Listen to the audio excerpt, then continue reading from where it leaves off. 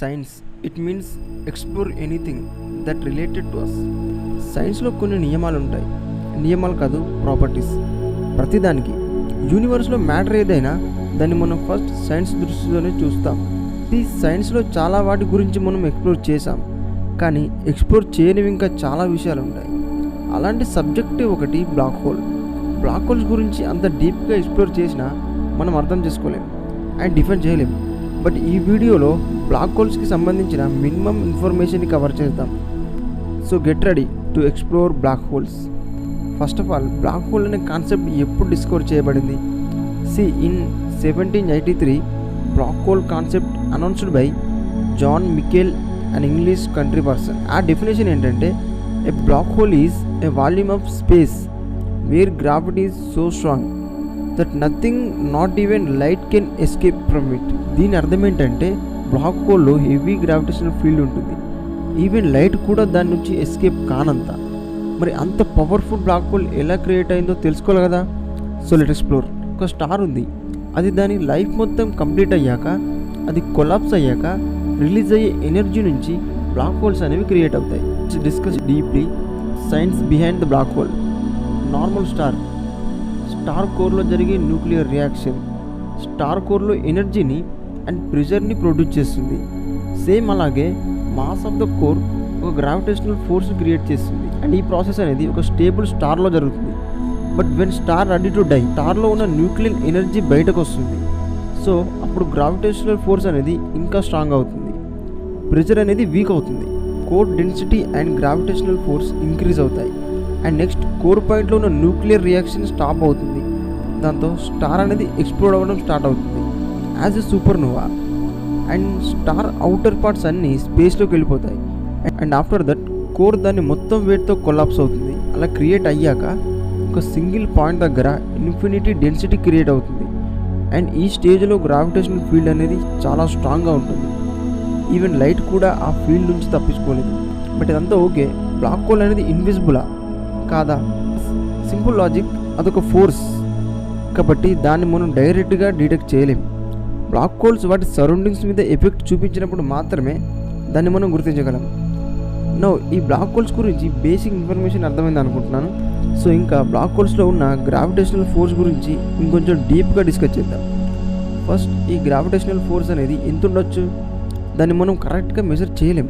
ఆ ఫోర్స్ అనేది మ్యాటర్ ఏదైనా అది బ్లాక్ హోల్స్కి ఎంత దగ్గరగా ఉంది, అండ్ మ్యాటర్ ఏంటి, ఆ మ్యాటర్ అనేది ఫ్రీగా ఉందా లేదా, దాని మీద వేరే ఫోర్స్ ఏదైనా యాక్ట్ అవుతుందా అన్న దాన్ని బట్టి డిసైడ్ అయి ఉండొచ్చు. And mainly time. Black hole దగ్గర టైం అనేది ఎలా ఉంటుంది?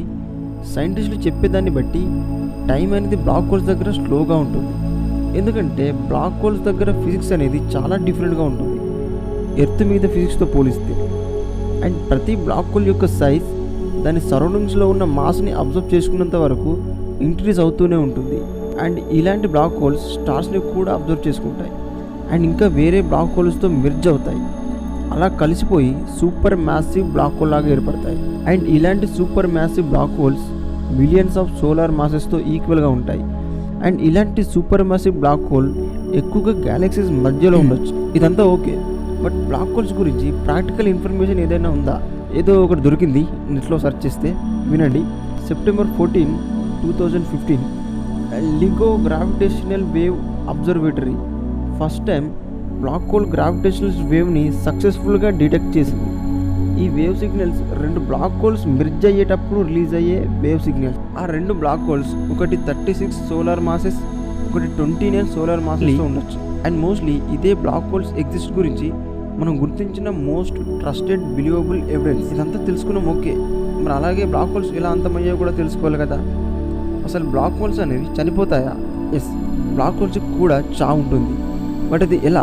బ్లాక్ హోల్ చనిపోయే ప్రాసెస్ అనేది చాలా స్లోగా ఉంటుంది అండ్ ఇట్స్ వెరీ డిఫరెంట్. ఆ ప్రాసెస్ని హ్యాకింగ్ రేడియేషన్ అంటారు. It's introduced by Stephen Hawking in 1974. What is this Hawking radiation? Hawking radiation is a quantum phenomenon. Phenomenon అంటే అదొక మూమెంట్ అనుకోండి. ఈ Hawking radiation black hole event ఆరిజిన్లో జరుగుతుంది. ఎక్కడైతే మ్యాటర్ అనేది లోపలికి అట్రాక్ట్ అవుతుందో అక్కడ. And according to quantum theory, empty space అనేది మనం అనుకున్నట్టు పూర్తిగా ఎంటీగా ఉండదు. ఆ ఎంటీ స్పేస్లోనే virtual particles and anti particles ఒకే టైంలో ఎగ్జిస్ట్ అయి ఉంటాయి. నార్మల్గా ఈ పార్టికల్స్ అండ్ యాంటీ పార్టికల్స్ ఒకదానితో ఒకటి ఎన్హిలేటెడ్ అయి ఉంటాయి, అంటే కలిసి ఉంటాయి అనుకోండి. బట్ బ్లాక్ హోల్ దగ్గర మాత్రం ఈ పార్టికల్స్ ఏదో డిఫరెంట్గా ఉంటుంది. వీటిలో ఒక పార్టికల్ బ్లాక్ హోల్లో పడిపోతే అండ్ ఇంకో పార్టికల్ మాత్రం ఇన్ఫినిట్ స్పేస్లోకి వెళ్ళిపోతుంది. దీని అర్థం ఏంటో తెలుసా? ఆ పర్టికులర్ టైంలో బ్లాక్ హోల్ అనేది ఎంతో కొంత మాస్ని అండ్ ఎనర్జీని కోల్పోతుందని. అండ్ ఇంతకుముందు చెప్పిన పార్టికల్ ఏదైతే ఉందో ఎస్కేప్ అయిన పార్టికల్, అది రియల్ రేడియేషన్గా కన్వర్ట్ అవుతుంది. దీన్నే హాకింగ్ రేడియేషన్ అంటారు. Hawking radiation is very weak and very slow. And Hawking radiation ద్వారా ఒక బ్లాక్ హోల్ ఎవాపరేట్ కావాలంటే మినిమం 14 బిలియన్ ఇయర్స్ పడుతుంది. ఇది మన యూనివర్స్ ఏజ్ కంటే కూడా చాలా ఎక్కువ. బ్లాక్ హోల్ మాస్ని కోల్పోయిన ప్రతిసారి మెరుస్తుంది అండ్ వేడిగా అవుతుంది. అండ్ బ్లాక్ హోల్ అనేది వేడిగా చిన్నగా అయిపోయి రేడియేషన్ అనేది మండిపోతుంది అండ్ బ్లాక్ హోల్ అనేది ఎక్స్ప్లోడ్ అయిపోతుంది. అండ్ ఫైనల్లీ అసలు ఈ వీడియో స్క్రిప్ట్ రాయడానికి ఎంత కష్టపడ్డానో నాకే తెలుసు. సో వీడియో నచ్చిన, ఇంట్రెస్టింగ్ అనిపించిన ఒక్క లైక్, ఒక కామెంట్, ఒక్క సబ్స్క్రైబ్ ఇవి చేయండి, లేకపోతే లావ్ అయిపోతారు. So I will meet you in next one. Thank you.